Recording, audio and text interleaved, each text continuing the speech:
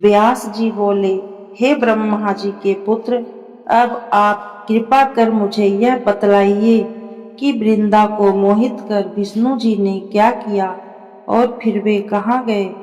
सनत कुमार जी बोले, जब देवता स्तुति कर मौन हो गए, तब शंकर जी ने सब देवताओं से प्रसन्न होकर कहा, हे ब्रह्मादि देवताओं, जलंधर तो मेरा ही अंश था। मैंने उसे तुम्हारे लिए नहीं मारा, किंतु यह मेरी संसारिक लीला थी। फिर भी आप लोग यह सत्य कहिए कि इससे सुखी हुए या नहीं। तब तो ब्रह्मादिक देवताओं के नेत्र हर्ष से खिल गए और उन्होंने शिव जी को प्रणाम कर विष्णु जी का वह सब वृत्तांत कह सुनाया जो उन्होंने बड़े प्रयत्न से वृंदा को मोहित किया था, तथा वह अग्नि में प्रवेश कर परम गति को प्राप्त हुई थी।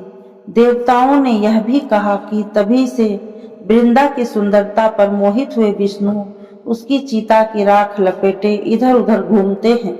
अतएव आप उन्हें समझाइए, क्योंकि यह प्राकृतिक सारा चराचर आपके अधीन है। देवताओं से यह वृत्तांत सुन शंकर जी ने उन्हें अपनी दुस्तर माया समझाई और कहा कि यह सारा जगत उसी के अधीन है। उसी से मोहित विष्णु भी काम के वश हो गए हैं, परंतु महादेवी उमा त्रिदेवी की जननी और सबसे परे है। वह मूल प्रकृति परम मनोहर और वही गिरिजा भी कहलाती है। अतएव विष्णु का मोह दूर करने के लिए आप सब उनकी शरण में जाइए। यदि वह प्रसन्न हो जाएंगी तो आप सबका कार्य हो जाएगा। शंकर जी की आज्ञा से सब देवता मूल प्रकृति को प्रसन्न करने चले।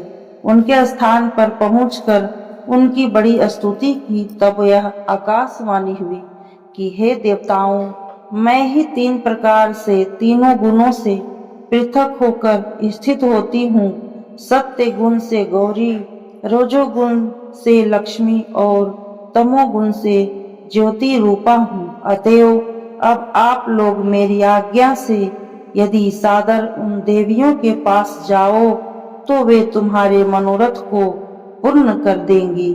यह वाणी सुन देवताओं के नेत्र खुल गए।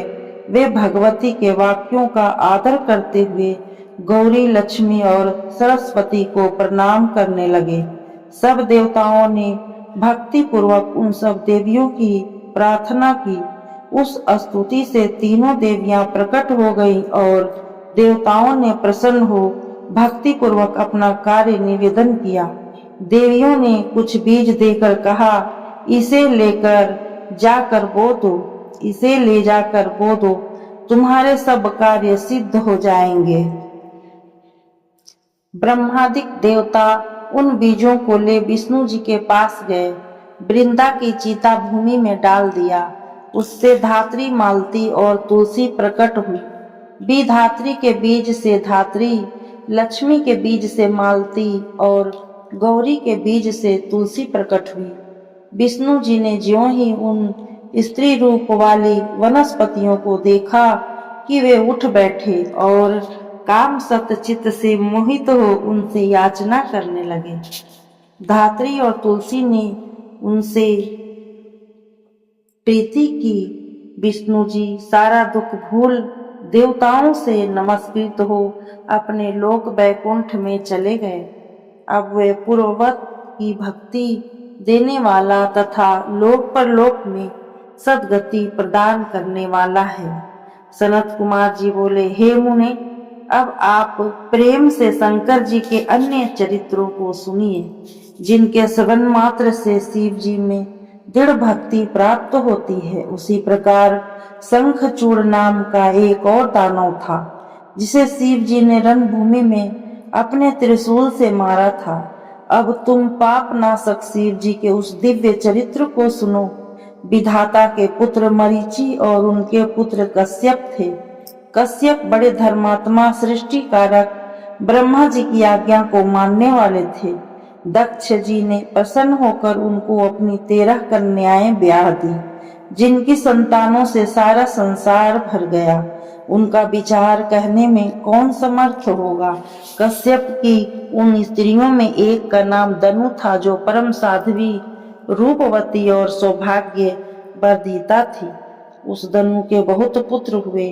उनमें विप्रचित नामक एक पुत्र बड़ा बली और पराक्रमी था। उसके एक पुत्र हुआ जिसका नाम दंभ पड़ा, और यह भी बड़ा धार्मिक, विष्णु भक्त और जितेंद्रिय था। परंतु जब उसके कोई पुत्र नहीं हुआ तो उसने शुक्राचार्य को गुरु बनाकर कृष्ण मंत्र ग्रहण कर पुष्कर तीर्थ में जाकर 1,00,000 वर्ष पर्यंत आसन बांधकर बराबर तप किया। उसके तप से तप्त हो देवता ब्रह्मा जी को साथ ले विष्णु जी के पास गए। सब समाचार कहकर अपनी रक्षा मांगी। विष्णु जी ने कहा, घबराओ नहीं, अभी प्रलय का समय नहीं हुआ है। मेरा भक्त दंभ नामक दानव पुत्र प्राप्ति के लिए तपस्या कर रहा है। मैं उसे वरदान से निर्वित करूंगा।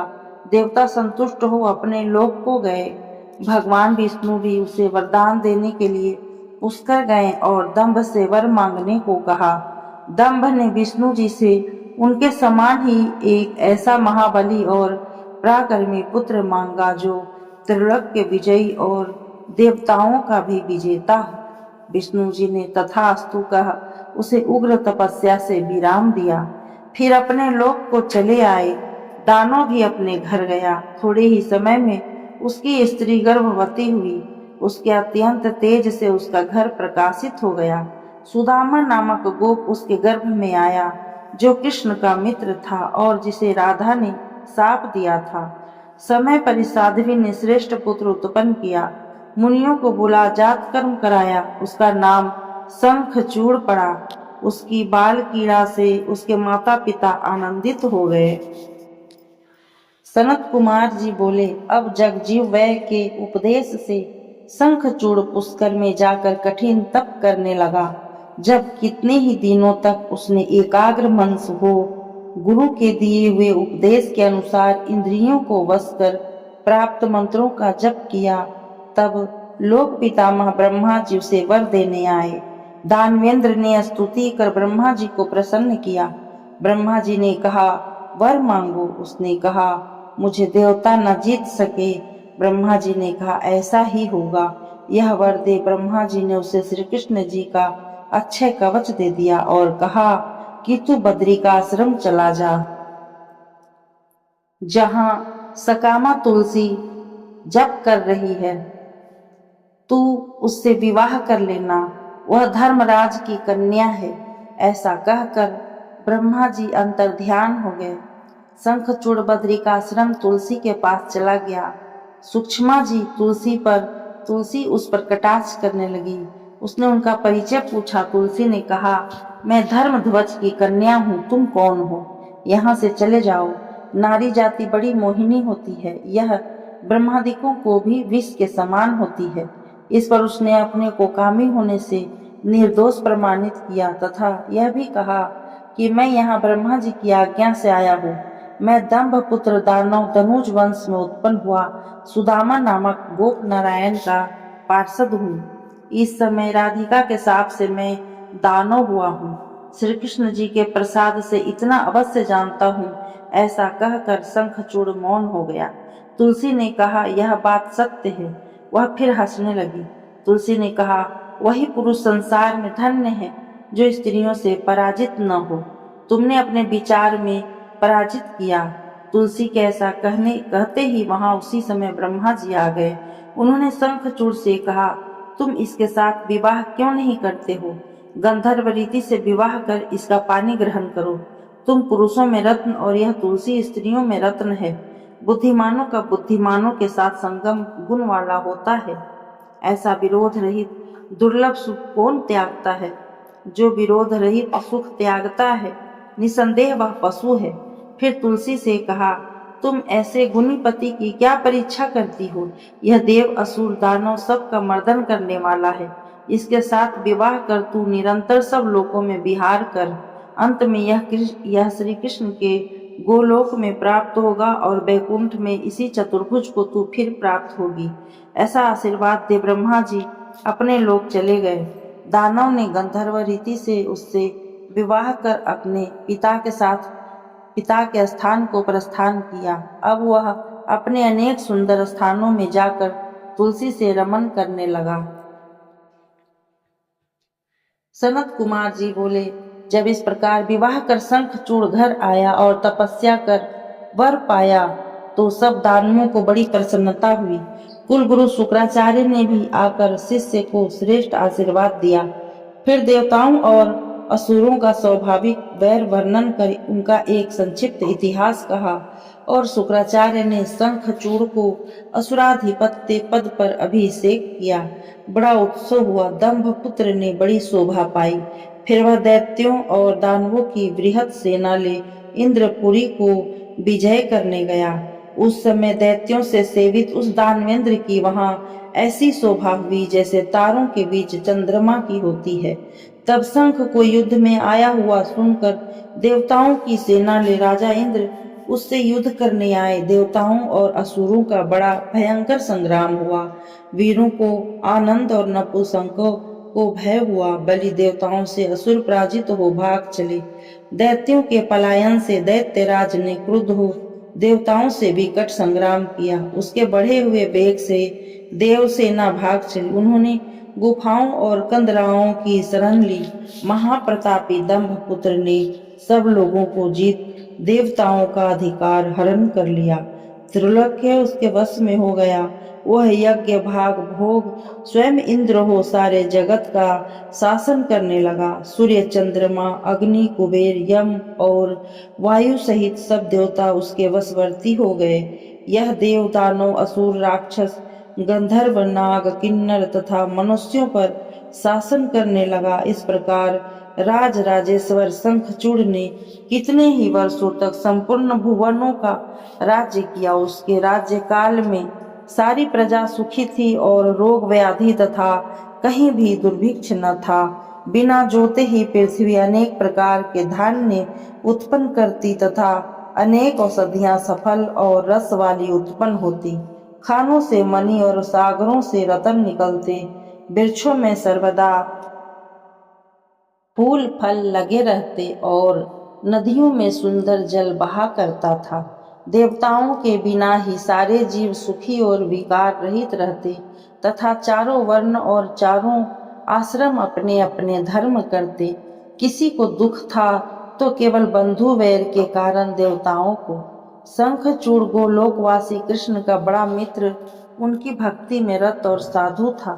पूर्व जन्म के शाप से दानव योनि को प्राप्त हुआ था, परंतु उसकी बुद्धि दानवों की सी नहीं थी। उधर राज्य हरण से पराजित देवता ऋषियों को साथ ले ब्रह्मा जी की सभा में गए। अपना सब वृत्तांत कहा। ब्रह्मा जी उन्हें साथ ले विष्णु जी के पास बैकुंठ में गए। वहां सब ने मिलकर शंख चक्र गदा पद्म पीताम्बरधारी सनंदनादि सिद्धों में सेवित किरीट कुंडल वनमालाधारी लक्ष्मीपति भगवान विष्णु को प्रणाम कर उनकी स्तुति की तथा रोते हुए अपना दुख कहा। उसे सुनकर भगवान विष्णु ब्रह्मा जी से बोले, कहिए आप किस लिए आए हैं? आपको क्या कष्ट हुआ है वह मुझसे कहिए। ब्रह्मा जी ने बारंबार प्रणाम कर हाथ जोड़ सिर नवा देवताओं का वह दुख जो शंखचूड़ ने उन्हें दे रखा था परमात्मा विष्णु से कह सुनाया। तब सब प्रकार से सबके भावों को जानने वाले भगवान विष्णु ने हंसकर विधाता से यह कहा कि मैं शंखचूड़ के सब वृत्तांतों को जानता हूँ। वह पूर्व काल से ही मेरा बड़ा परम भक्त तेजस्वी है, परंतु आप लोग व्याकुल न होइए। मैं इस संबंध में शिव जी से परामर्श करूंगा। देवताओं सहित ब्रह्मा से ऐसा कहकर विष्णु जी उन्हें साथ ले शिवलोक की ओर चले गए। वहां जाकर उन्होंने सर्वेश भक्त वत्सल शंकर जी की बड़ी आराधना की। सनत कुमार जी बोले, हे व्यास जी, इस प्रकार ब्रह्मादिकों को साथ ले जब विष्णु जी शिवलोक में पहुंचे तो उनके पार्षदों ने उन्हें अंदर जाने से रोक दिया, परंतु जब अपना सब प्रकार हेतु प्रकट कर उन्होंने अधीनता की तो प्रथम द्वार का प्रवेश दिया। विष्णु जी सबको साथ लिए शिव जी के प्रथम द्वार में घुसे। परंतु शिव जी वहां न थे। तब उन्होंने आगे बढ़कर दूसरे द्वार में प्रवेश किया और दूसरे से तीसरे एवं चौथे, इस प्रकार उन्होंने रत्न जटित शिव जी के 15 द्वारों को पार किया। इसके पश्चात उन्होंने क्या देखा कि शिव जी की सभा लगी हुई है और समस्त गण उनको चारों ओर से घेरे हुए बैठे हैं। उनके विचित्र ठाट बाट है, उनकी दिव्य सभा की अद्भुत रत्नमयी छटा है।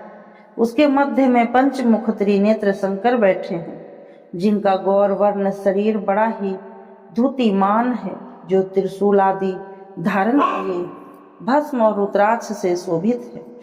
उनके शरीर पर श्वेत वस्त्र और गले में रत्नों के हार और ही शोभायमान हैं। उनके ही समान उनके सभी पार्षद भी हैं, और जैसे उनके 10 हाथ है वैसे ही पार्षदों को भी 5-5 मुख और 10 हाथ। पार्वती सहित शंकर जी को इस प्रकार उस सभा में रत्न सिंहासन पर विराजमान देख विष्णु जी को बड़ी प्रसन्नता हुई। वे शिव जी की सभा में जा वहां होने वाले सुंदर नृत्य और गीत को जैसे सुन रहे थे सुनने लगे। फिर अवसर पाते ही उन्होंने देवाधिदेव शंकर जी की स्तुति कर कहा कि हे प्रभु, हम सभी देवता आपकी शरण में हैं, हम दुखियों की रक्षा कीजिए। हम शंखचूड़ से त्रस्त हो बहुत व्याकुल हैं। आप दीनों के नाथ, त्रिलोकी के स्वामी और शरणागत पालक हैं। हे गौरीश, आप प्रसन्न हो हमारा उद्धार कीजिए। ऐसा कहकर ब्रह्मा और विष्णु जी चुप हो गए। सनत कुमार जी बोले, ब्रह्मा आदि देवताओं सहित विष्णु जी की ऐसी बात सुनकर शिव जी ने मेघवत गंभीर वाणी में उनसे कहा, हे हरि, हे ब्रह्मादिक देवताओं, शंखचूड़ का इतिहास मुझे अच्छी तरह ज्ञात है। उसका वध अवश्य होगा। वह पूर्व का सुदामा नामक श्री कृष्ण का परम भक्त एक गोप है। श्री कृष्ण तो मेरी आज्ञा से अब परम रम्य गोलोक में वास करते हैं, और वह राधा के शाप से भारत में राक्षस होकर राज्य कर रहा है। वह देवद्रोही तो है, परंतु धर्म में बड़ा विचक्षण है। परंतु तुम्हें इससे क्या, मेरे शासन में तुम्हें किसी बात की चिंता न करनी चाहिए। भगवान शंकर ऐसा कह ही रहे थे कि उसी समय शिव जी की अनुकूलता के लिए राधिका और पार्षदों के साथ श्री कृष्ण जी भी वहां आ उपस्थित हुए। शिव जी की आज्ञा से सभी उनके समीप बैठे। फिर श्री कृष्ण जी ने शिव जी की अनुकूलता के लिए उनकी मनोहारिणी स्तुति की और कहा, हे गौरीश, हम सब आप ही से सनात है। मैं जो अपने को सर्वोपरि मानकर विहार करता था, उसका फल मुझे मिला। आज मैं अपनी स्त्री सहित शापित हूँ। मेरा श्रेष्ठ पार्षद सुदामा नामक गोप भी राधा के शाप से दानवी योनि को प्राप्त हुआ है। अस्तु हे परमेश्वर, हम पर प्रसन्न हो, हमारा शापोद्धार कीजिए। हम आपकी शरण हैं, हमारी रक्षा कीजिए। जब ऐसा कहकर राधिका सहित श्री कृष्ण जी चुप हो गए, तो शरणागत वत्सल शंकर जी ने प्रसन्न होकर उन्हें संतोष देते हुए कहा, हे गोपिका नाथ कृष्ण, भय को त्याग सुखी हो। यह सब कुछ मुझ अनुग्रह करता का ही किया हुआ है। आगे चलकर तुम्हारा कल्याण होगा। तुम अपने अधिकार पर सावधानी से स्थित रहो। वाराह कल्प में तरुणी राधा के साथ साप भोग कर फिर तुम अपने धाम को प्राप्त होंगे। सुदामा गोप दानव योनि को प्राप्त हो इस समय सारे जगत को दुख दे रहा है। इस समय उसका नाम शंखचूड़ है। उसने सब देवताओं को कष्ट देकर बाहर निकाल दिया है, जिससे कार्यरत ब्रह्मा और इंद्र मेरी शरण में आए हैं। मैं उनके कलेशों को अवश्य दूर करूंगा। श्री कृष्ण से ऐसा कहकर शिव जी ने ब्रह्मा और विष्णु से कहा कि अब तुम दोनों देवता भी शीघ्र यहाँ से जाकर देवताओं को समझाओ। मेरा पूर्ण रूप कैलाश पर विराजमान है और मुझ में तथा तुम में कुछ अंतर नहीं है। जो हम दोनों में भेद करेगा वह कष्ट पावेगा। फिर तो राधा सहित श्री कृष्ण तथा विष्णु और ब्रह्मा भी भय रहित तथा आनंद युक्त हो शीघ्र ही अपने अपने स्थान को लौट गए। सब देवता स्तुति करने लगे। शिव जी ने हंसकर कहा, तुम सब देवता अपने स्थान को जाओ, मैं शंखचूड़ को अवश्य मारूंगा। शंकर जी की इस वाणी से देवताओं ने शंखचूड़ को मरा हुआ समझा। वे प्रसन्न हो अपने स्थान को लौट गए। सनत कुमार जी बोले, अब महारुद्र महेश ने गंधर्वराज पुष्पदंत को अपना दूत बनाकर शंखचूड़ के पास भेजा, जिसका नगर महेंद्र और कुबेर भवन के समीप था। उसके 12 द्वार थे, जिन पर सब द्वारपाल नियुक्त थे। पुष्पदंत ने वहां जाकर सब वृतांत कहा और आक्रमण करके अंदर प्रवेश कर गया। वहां देखा तो शंखचूड़ एक दिव्य सिंहासन पर विराजमान है और 3.5 करोड़ दानव वहां शस्त्र लेकर घूम रहे हैं। वहां पहुंच शंकर के दूत ने कहा, तुम देवताओं का अधिकार दे दो, अन्यथा मेरे साथ युद्ध करो। मैं महारुद्र तुम्हारा वध करूंगा। जैसा हो विचार कर कहो। मेरा नाम पुष्पदंत है। शंकर जी ने जो मुझसे कहा है वही तत्व मैंने तुमसे कहा है। अब जैसा कहो वैसा मैं जानकर उनसे कह दूं। सनत कुमार जी कहते हैं, तब पुष्पदंत से ऐसा सुनकर राजा ने हंसकर उससे कहा कि मैं देवताओं को राज्य न दूंगा, यह पृथ्वी वीर भोग्या है। मैं देवताओं के पक्षपाती रुद्र को युद्ध दूंगा और जिसके ऊपर आक्रमण हो वह वीर नहीं अधम हो। अतएव मैं पहले ही रुद्र पर आक्रमण करूंगा। मैं वीर यात्रा के विचार से बड़े तड़के ही उधर की यात्रा करूंगा। तुम जाकर ऐसा ही रुद्र से कहो। पुष्पदंत हंसने लगा। उसने कहा, यह तुम क्या कहते हो? शिव जी कोई साधारण देवता नहीं है, तुम उनके सामने युद्ध में नहीं ठहर सकते।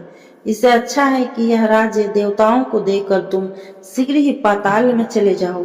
व्यर्थ के लिए अपनी जान क्यों गंवाओगे? शंकर जी परमात्मा और सबके ईश्वर हैं। वे पूर्णतः सबके संहर्ता और सत्पुरुषों की गति है। अधिक कहने से क्या है? तुम उनको परब्रह्मा और चिदात्मा समझो। तुम्हारी इसी में कुशल है। यह सुनकर शंखचूड़ ने कहा, मैं सत्य कहता हूँ, बिना महादेव से युद्ध किए स्वयं अधिकार न दूंगा। सारा चर अचर काल के अधीन है। सब काल से पैदा होते हैं और काल से ही नष्ट होते हैं। जैसा मैं तुमसे कहता हूँ वैसा ही जाकर शंकर से कह दो और इस प्रकार अधिकार की बातें न करो। पुष्पदंत अपने स्वामी शिव जी के पास लौट आया और जैसा उसने कहा था सब कह सुनाया। सनत कुमार जी बोले, तब दूत के इन वचनों को सुनकर शंकर जी क्रुद्ध हो गए। उन्होंने अपने वीरभद्र आदि गणों को बुलाकर दोनों कुमारों और भद्रकाली सहित शंखचूड़ से युद्ध कर उसका वध करने के लिए शीघ्र गमन की आज्ञा दी। स्वयं भी अपने वीर गणों एवं सैनिकों सहित प्रस्थान किया। सभी वीर अस्त्र शस्त्र आदि से युक्त शंकर जी के साथ चले। कार्तिकेय और गणेश जी सब सेना के अधिपति थे। लाखों और करोड़ों की संख्या में ऐसे कितने ही दल अपने अपने सेनापतियों के साथ, जिनकी अपार सेना को कौन वर्णन करे, शंखचूड़ से युद्ध करने चले। सभी सहस्त्रों हाथ वाले जटा मुकुटधारी चंद्र रेखा धारी नीलकंठ त्रिलोचन थे। सभी रुद्राक्ष पहने भस्म धारण किए तथा हार कुंडल केयूर और मुकुट आदि धारण किए थे। सभी ब्रह्मा और इंद्र के समान अन्य मादि गुणों से संपन्न, सूर्य के समान प्रकाशमान और युद्ध विशारद थे। 8 भैरव, 8 वसु, 11 रुद्र और 12 सूर्य, ये सभी बड़ी शीघ्रता से वहां शिव जी के साथ आए। अग्नि, चंद्रमा, विश्वकर्मा, अश्विनी कुमार, कुबेर, यम, नैत्रिति, नल, कुबर, वायु, वरुण, बुध और सभी मांगलिक ग्रह तथा महाबली काम शंकर जी के साथ आए तथा अपने वीर पार्षदों सहित 100 भुजा धारण किए।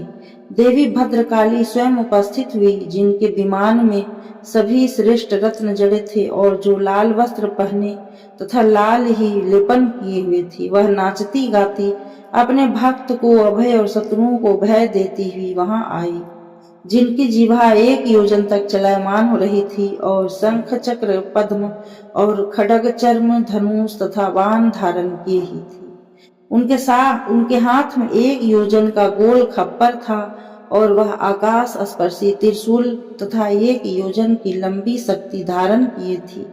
इनके अतिरिक्त उनके और भी अस्त्र थे। 3 करोड़ योगिनी और 3 करोड़ विकट डाकिनियां उनके साथ थी। इस प्रकार की अपनी सब सेना को साथ ले शिव जी महाराज शंखचूड़ से युद्ध करने चले। चलते चलते चंद्रभागा नदी के तट पर एक मनोहर वट वृक्ष के नीचे उन शिव जी ने अपना आसन लगाया।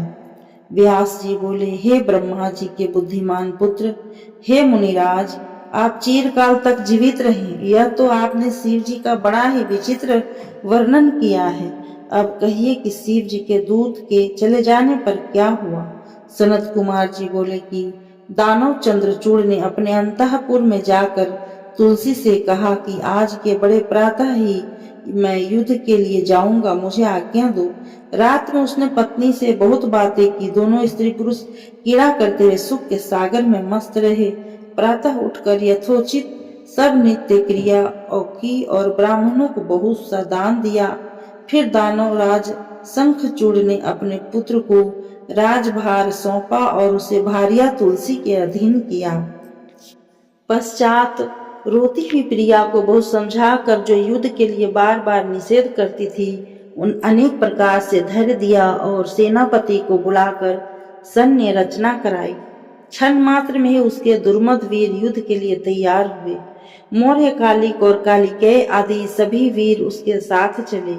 अगणित सूरवीरों की 46 पलटनें उसके साथ हुई। पश्चात सब मिलकर कुल 3 लाख अक्षौहिणी सेना युक्त वह मंडलिक छावनी से बाहर हुआ।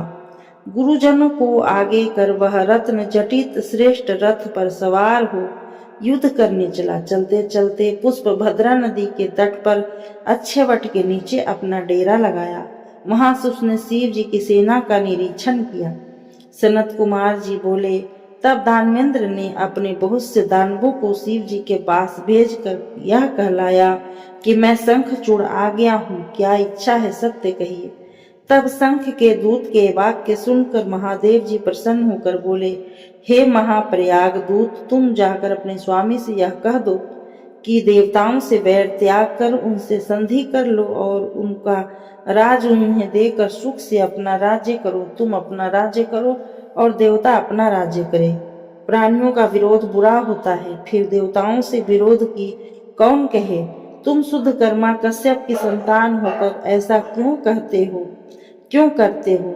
जब शिव जी ने इस प्रकार श्रुति स्मृति के सिद्धांत की बहुत सी बातें कहकर उस दूत को समझाया, तो तर्क का ज्ञाता वह दूत भवित व्यता से मोहित हो नम्रता पूर्वक शिव जी से बोला, हे देव, यह आपने जो कुछ कहा है वह सब सत्य है, परंतु मेरा भी निवेदन सुनिए। सारे दोष असुरों में ही नहीं है, देवताओं में भी है। मधु कैटभ दैत्य के सिर को किसने काटा? त्रिपुर के साथ युद्ध कर उसको क्यों भस्म किया? आप देवताओं का ही पक्ष कर उनका ही कल्याण क्यों करते हैं? बलि का सर्वस्व हरण कर उसे पाताल क्यों भेजा? भाई सहित हिरण्याक्ष को देवताओं ने कैसे मारा तथा शुंभादि दैत्य कैसे मारे गए? समुद्र मंथन से निकले अमृत को देवताओं ने ही क्यों पान किया? क्या हम सब कलेश भोगी और वे फल भोगी हैं? परंतु हम तो यह जानते हैं कि काल ही परमात्मा है और यह विश्व उसका खिलौना है। वह जिस समय जिसको जैसा देता है वह वैसा ऐश्वर्य पाता है। देवासुर युद्ध तो उसी प्रकार किसी न किसी निमित्त होता आया है, जिनकी हार और जीत कालाधीन है। आपको हमसे विरोध नहीं करना चाहिए, क्योंकि आप सुर असुर सबके ईश्वर हैं। आप जैसे महात्मा के लिए यह बड़े लज्जा की बात है जो हमारे साथ वैर करते हैं। तब उसके इस प्रकार के वचनों को सुनकर शिव जी ने कहा, हम तो भक्तों के अधीन हैं, उनकी जैसी इच्छा होती है हम वैसा ही कार्य करते हैं और किसी का पक्ष नहीं करते। जब जब जैसा हुआ है उस तब सब में उनके ऐसे ही एक न एक कारण है। इस समय भी विष्णु और ब्रह्मा की प्रार्थना से मैं उससे युद्ध करने आया हूँ। देव कार्य के लिए मुझे युद्ध करने में कोई लज्जा नहीं है। तुम ऐसा ही जाकर शंखचूड़ से कह दो, उसके मन में जैसा आवे वैसा करे। यह कहकर शंकर जी मौन हो गए। दूत अपने स्वामी शंखचूड़ के पास चला गया। सनत कुमार जी बोले, अब उस दूत ने जाकर अपने राजा से शिव जी की कही हुई सब बातें सुनाई। शंखचूड़ ने प्रेम पूर्वक युद्ध को ही उचित समझा। उसने तत्क्षण ही अपने वीरों को युद्ध की आज्ञा दे दी। सर्वेश्वर शिव जी ने भी अपनी सब सेना और देवताओं को युद्ध के लिए प्रेरणा दे स्वयं भी तैयार हुए। अनेक प्रकार के रण वाद बज उठे। दोनों पक्षों के वीर भयानक मारकाट करने लगे। महेंद्र का वृष पर्वा से युद्ध होने लगा। तंब के साथ विष्णु, कालासुर के साथ काल का, गोकर्ण से हुतासन, कालिके से कुबेर, मैं से विश्वकर्मा, भयंकर से मृत्यु, संहार से यम और कालंबिक के साथ वरुण का युद्ध होने लगा। इसी प्रकार बृहस्पति से शुक्र का और नंदीश्वर आदि सब गण दानवों से युद्ध करने लगे। उन सबके जोड़ों का पृथक पृथक वर्णन नहीं हो सकता। अभी तक काली और पुत्रों सहित शिव जी वटमूल में बैठे ही रहे। उधर सारी सेना निरंतर युद्ध कर रही थी। शंखचूड़ भी रत्न सिंहासन में बैठा अभी तक दूर ही था। देवताओं और असुरों ने प्राण संहरता युद्ध किया। अनेक आयुधों का प्रहार हुआ। वीरगण महापराक्रम से अपने शत्रुओं का सिर छेदने लगे। दोनों पक्षों में बार बार सिंहों का सिंह गर्जन होता था। क्षण मात्र में ही वीर पृथ्वी कटे हुए वीरों और वाहनों से पट गई। कमबंध उड़ने लगे। भयानक रक्तपात हुआ। मांस मज्जा से युद्ध पृथ्वी में, भूमि में कीचड़ उत्पन्न हो गया। फिर भी सब अपने अपने बाजे को बजाए एक दूसरे को ताड़न विधन करते ही रहे।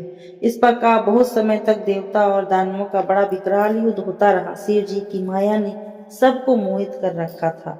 सनत कुमार जी बोले, अब सब देवता दानवों से पराजित हो इधर उधर भागने लगे। बहुत से भागकर शंकर जी के शरण में गए और युद्ध का सब वृत्तांत कहा। वह सुन भगवान शंकर कुपित हो स्वयं युद्ध करने चले। उन्होंने पहुंचते ही सैकड़ों अक्षौहिणी का नाश कर दिया। उधर काली अलग ही दैत्यों का नाश कर उनका रक्तपान कर रही थी। अब देवता बड़ी वीरता से दानवों के साथ भयंकर युद्ध करने लगे।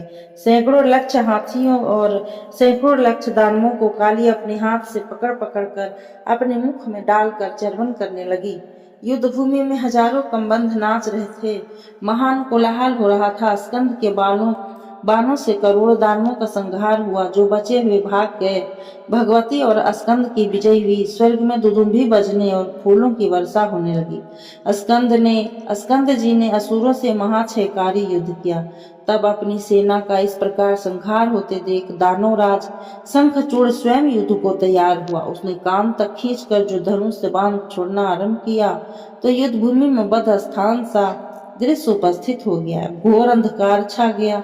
अब उसके भयंकर मार से शिवपुत्र स्कंद जी ताड़ित होने लगे। दानेश्वर ने मैं दानों की अनेक माया उपस्थित की। अब उसकी माया को शिव के गण और देवता कोई न जान सके। उसी समय उस महाबली शंखचूड़ ने स्कंद का धनुष काट दिया। साथ ही अपनी घातक शक्ति उठाकर उनकी छाती पर दे मारा। उसके प्रहार से स्कंद जी को क्षण भर के लिए मूर्छा आ गई। पश्चात मूर्छा से उठकर स्कंद जी ने अपने माता पिता का भयानक युद्ध किया। अब उनके बाणों से शंखचूड़ के रथ में छेद छेद हो गया।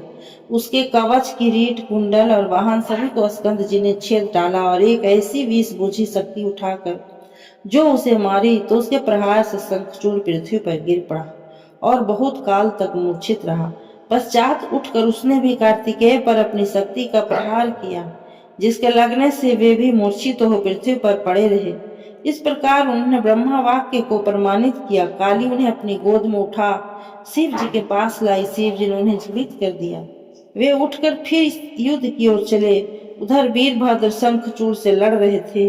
दोनों ने दोनों के बाणों को काटा और परस्पर आघात किया, परंतु शंखचूड़ ने एक शक्ति चलाकर वीरभद्र को पृथ्वी पर गिरा दिया। परंतु वे तत्क्षण ही उठ पड़े और दूसरा धनुष ले युद्ध करने लगे। उसी समय काली फिर युद्ध में आई और कार्तिकेश्वर के रक्षा करती हुई दानवों का चर्वण करने लगी। दोनों पक्षों के वीर निकट संग्राम कर रहे थे। सनत कुमार जी बोले, अब देवी ने युद्ध भूमि में भयानक सिंहनाद किया। कितने ही दानव मूर्छित हो गिर पड़े। विकराल दांतों वाली चंडियां वीरों का रक्त पान कर नाचने लगी। देवताओं के दल में महाकोलाहल होने लगा। तब काली को इस प्रकार समरारूढ़ देख दानवेंद्र शंखचूड़ स्वयं उनसे युद्ध करने आया। काली ने प्रलयाग्नि के समान घोर बाण की वर्षा की, परंतु राजा शंखचूड़ ने वैष्णव अस्त्र चलाकर उसे शांत कर दिया। तब देवी ने नारायण अस्त्र चलाया। दानवेंद्र रथ से उतरकर प्रणाम करने लगा उससे वह वस्त्र स्वयं ही शांत हो गया। तब देवी ने ब्रह्मास्त्र छोड़ा। दानवेंद्र रथ से उतर उससे भी बच गया। ब्रह्मास्त्र से बचकर उसने मंत्र पूर्वक देवी पर घोर बाण बरसाया। देवी उन सब बाणों का चर्वण करने लगी, साथ ही ऐसे घोर गर्जन करने लगी कि उससे दानव भयभीत हो भाग गए। इस प्रकार एक ओर से काली, दूसरी ओर से दैत्येंद्र भीषण संग्राम करने लगे। पश्चात जब महाकाली ने पाशुपत का प्रयोग किया तो उसकी अमोघता की रक्षा के लिए आकाशवाणी ने रोक दिया, क्योंकि उससे उसकी मृत्यु नहीं लिखी थी। भद्रकाली पाशुपत को रोक 100 लाख दानवों को चट कर गई और शंखचूड़ को भी खाने दौड़ी। तब दानवेंद्र ने रौद्रास्त्र से उसका वेग रोका तथा और भी कई दिव्य अस्त्रों का प्रयोग किया, परंतु परम क्रुद्धा भगवती ने सब खंड खंड कर काट दिए। उसके चलाए हुए चक्रादि को वह निगल गई। फिर बड़े वेग से उछलकर देवी ने उसे एक मुष्टिक प्रहार किया तो दानवराज 7 चक्कर खाकर पृथ्वी पर गिर पड़ा और क्षण भर के लिए उसे मूर्छा आ गई। पश्चात उठकर देवी से बाहु युद्ध करना चाहा, परंतु माता की बुद्धि से बाहु युद्ध नहीं किया। देवी ने उसे पकड़कर और बार बार घुमाकर बड़े क्रोध से ऊपर को फेंक दिया। प्रतापी शंखचूड़ बड़े वेग से ऊपर कूद गया, फिर नीचे आ भद्रकाली को प्रणाम कर उनके आगे खड़ा हुआ। पश्चात वह अपने रथ पर जा बैठा और भद्रकाली क्रोध से दानवों का रक्त पान करने लगी। उसी समय आकाश से यह वाणी हुई कि हे देवी, अभी समय में तुम्हें 1 लाख दानवों का रक्तपान करना है। तुम उन्हें शीघ्र भक्षण करो और संग्राम में दानवराज के वध की इच्छा न करो, क्योंकि यह शंखचूड़ तुमसे अवध्य है। भद्रकाली दानवों का रक्त पीने लगी। फिर शिव जी के पास जाकर सब वृत्तांत कहा। सनत कुमार जी बोले, काली से ऐसा सुन शिव जी हंसने लगे और उन्हें समझाकर अपने गणों को साथ ले स्वयं युद्ध करने चले। जब वृषभ पर चढ़े महेश्वर युद्ध भूमि में जाकर खड़े हुए तो उनको देखकर शंखचूड़ ने रथ से उतरकर सिर झुका उन्हें दंडवत प्रणाम किया। फिर विमान पर चढ़ कवच पहन धनुष उठा युद्ध करने लगा। 100 वर्ष तक उसने शिव जी से युद्ध किया।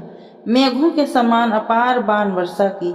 महावीर शंखचूड़ ने बड़े ही दारुण बाण चलाए, परंतु शिव जी ने उन सबको काट गिराया। पश्चात उन महारुद्र ने कुपित हो उसके अंगों में शस्त्रों का प्रहार किया।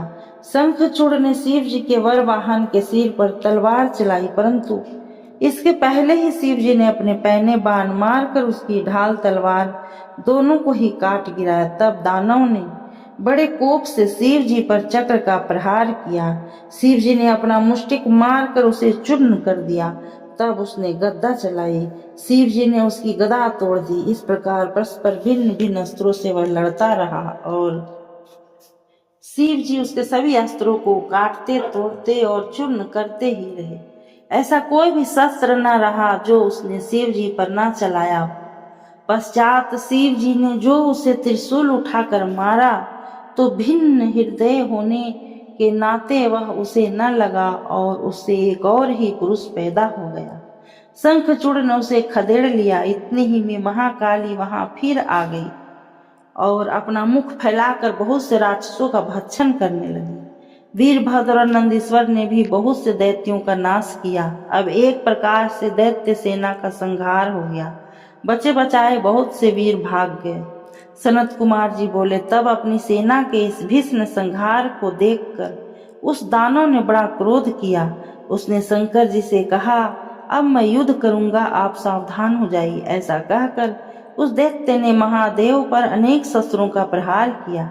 मेघवत बाण बरसाने लगा, फिर अदृश्य हो माया से भय दिखाने लगा, जिससे देवताओं में से कोई भी न समझ सका। परंतु उसकी कुछ भी परवाह न कर शंकर जी उस पर दिव्य प्रहार करने लगे। इससे तत्क्षण ही उसकी सारी माया नष्ट हो गई और वे सब दिव्य अस्त्र निस्तेज हो गए। महाबली महेश्वर ने उसके लिए अपना वह शूल उठा लिया, जिसका सहन करना तेजस्वियों के लिए भी कठिन था। फिर तो उसी समय वह आकाशवाणी हुई कि हे महेश्वर, अभी इस शूल को इस पर मत चलाओ। आप जैसे समर्थ के लिए शंखचूड़ को मारना क्या कठिन है। इस प्रतापी अस्त्र को इस पर क्यों चलाते हो। आप वेद मर्यादा का नाश न करें। जब तक इसके पास विष्णु का उत्तम कवच और इसकी पतिव्रता स्त्री है, तब तक इसको न तो जरा और न मृत्यु। इस प्रकार इस आकाशवाणी को सुनकर शिव जी ने वैसा ही किया और उस शूल को रोक रखा। फिर तो शिव जी की इच्छा से श्री विष्णु वहां आ गए और उन्होंने वृद्ध ब्राह्मण का वेश धारण कर शंखचूड़ से भेंट कर भिक्षा मांगी। शंखचूड़ ने पूछा, क्या चाहिए? इस पर उस वृद्ध ने कहा, मैं इस प्रकार नहीं मांगूंगा, पहले आप प्रतिज्ञा कीजिए। शंखचूड़ ने प्रतिज्ञा की। ब्राह्मण ने कहा, मैं आपका कवच चाहता हूँ। दानवराज ने प्राणों से भी प्यारा कवच ब्राह्मण को दे दिया। हरि ने माया से शंखचूड़ का कवच ले लिया। फिर उसी रूप से उसके स्त्री तुलसी के समीप पहुंचे। माया विशारद विष्णु ने देवताओं के कार्य के लिए उसके साथ शक्ति से विहार किया। तो फिर तो शिव जी को अवसर मिला और उन्होंने विजय नामक एक प्रज्वलित शूल उठा शंखचूड़ पर चला दिया। उस शूल ने उसका संहार कर दिया। आकाश में दुदुम्भी बजने लगी, गंधर्व किन्नर गाने और अप्सराएं नृत्य करने लगी। शिव जी के ऊपर फूलों की वर्षा हुई और मुनिगण शिव जी की प्रशंसा करने लगे। शंखचूड़ राधा जी के साप से मुक्त हो अपने पूर्व रूप को प्राप्त हुआ। उसकी हड्डियों से एक प्रकार की शंख जाति पैदा हुई, जिसका जल शिव जी को छोड़ सभी पर चढ़ना ग्राह्य है। विशेषतः विष्णु और लक्ष्मी को तो शंख का जल बहुत ही प्रिय है। पश्चात उमा सहित नंदीश्वर पर चढ़कर स्कंद और गणों सहित शिव जी अपने लोक को गए और अन्य देवता भी स्वस्थता को प्राप्त हुए। अब उसको निर्विघ्नता प्राप्त हुई, आकाश निर्मल हो गया और पृथ्वी सुमंगला हो गई। शंकर जी का यह सुखदायक चरित्र सब दुखों को हरने वाला, लक्ष्मी देने वाला और सब कामनाओं को पूर्ण करने वाला है। जो कोई शंकर जी के इस चरित्र को नित्य श्रवण करता, पढ़ता या पढ़ाता है, वह धन्य धान्य पुत्र और सब सुखों को प्राप्त करता है। यह अतुल आख्यान सब उपधर्मों का नाशक और परम ज्ञानोत्पादक तथा शिव भक्ति को बढ़ाने वाला है। ब्रह्मा तेज युक्त, क्षत्रिय युद्ध विजयी, वैश्य धनी और शूद्र श्रेष्ठ होता है। श्री शिव महापुराण पंचम युद्ध खंड का 40वां अध्याय समाप्त।